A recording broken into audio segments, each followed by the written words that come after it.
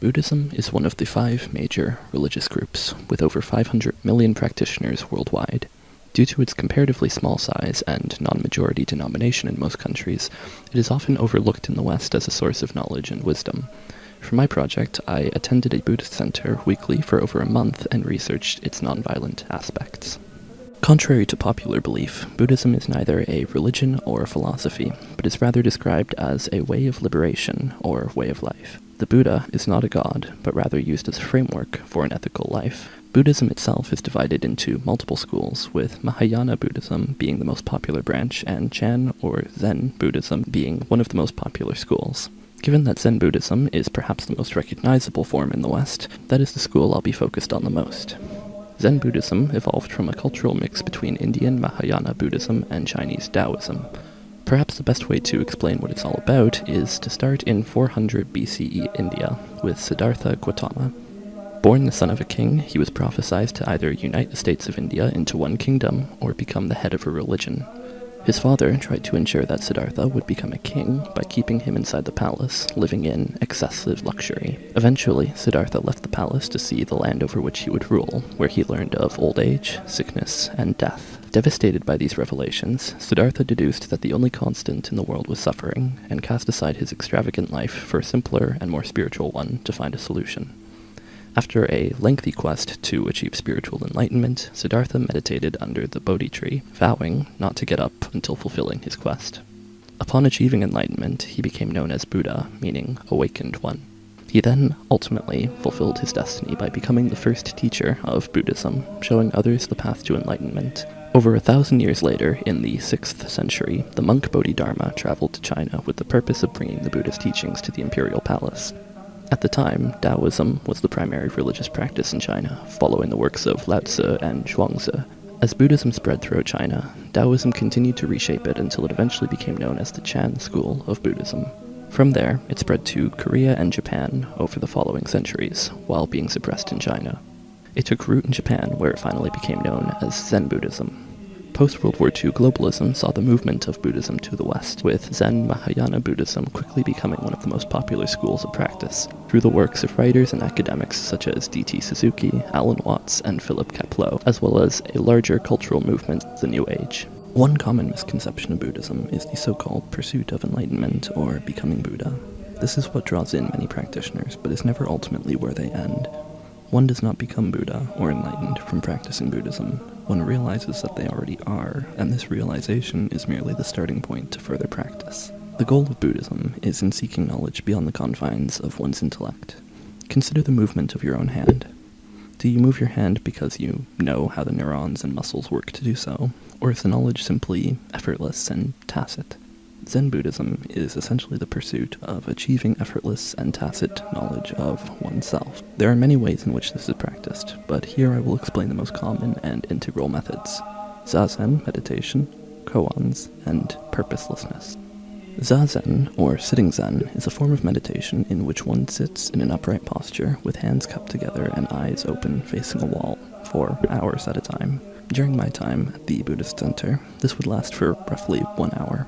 A session, or collection of the mind, however, lasts for up to 10 hours daily, repeated for 5 to 7 days.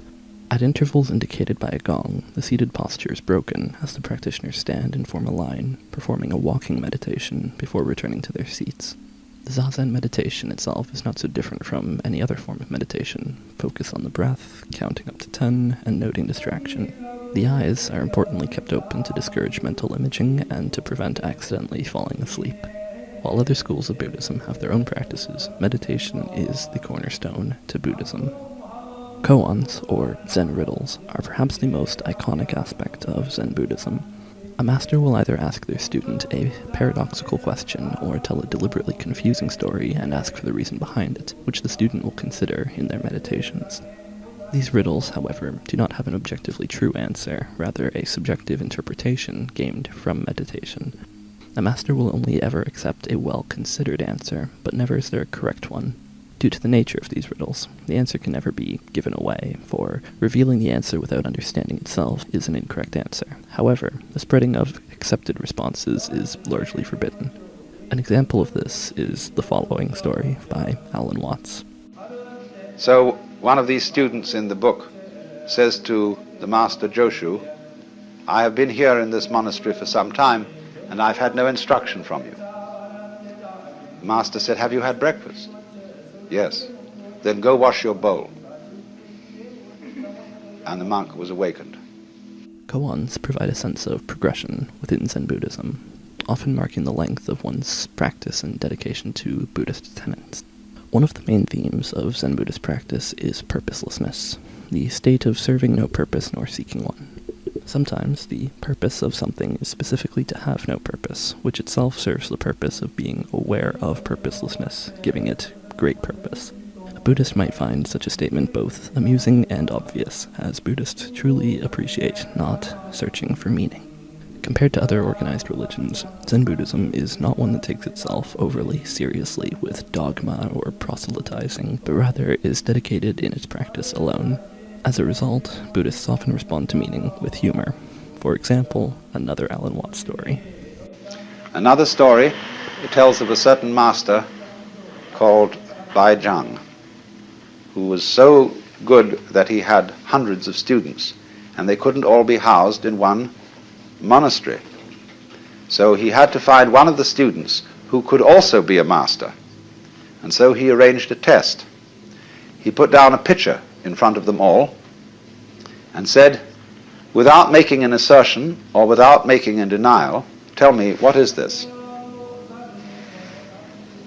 And the senior monk said it couldn't be called a piece of wood. And the teacher didn't accept this answer. But the monastery cook came forward and kicked the pitcher over and walked away. And he got the job. And the commentator remarks, maybe he wasn't so smart after all, for he gave up an easy job for a difficult one.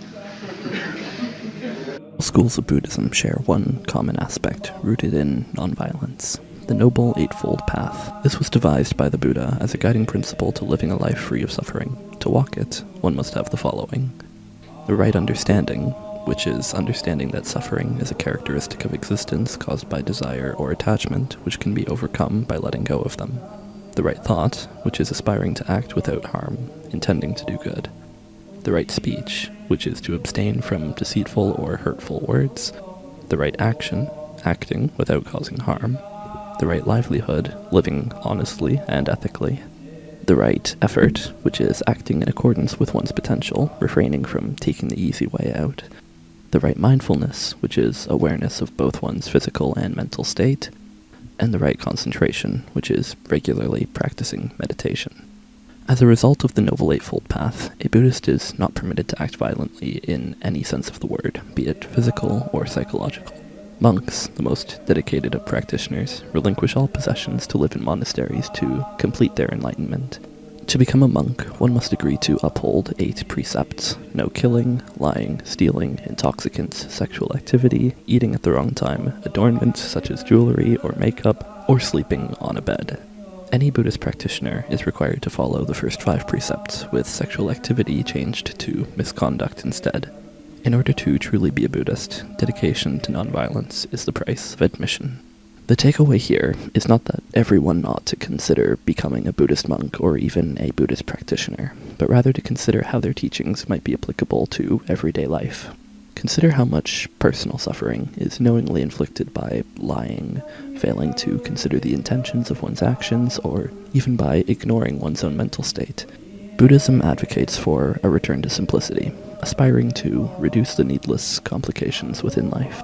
While Buddhism primarily regulates one's own actions with the promise of enlightenment at the end, its truest objective is compassion, by overcoming one's own moral hang-ups, realizing that every single thing, from people to rocks and birds to snails and stars, aren't necessarily as different as we might think.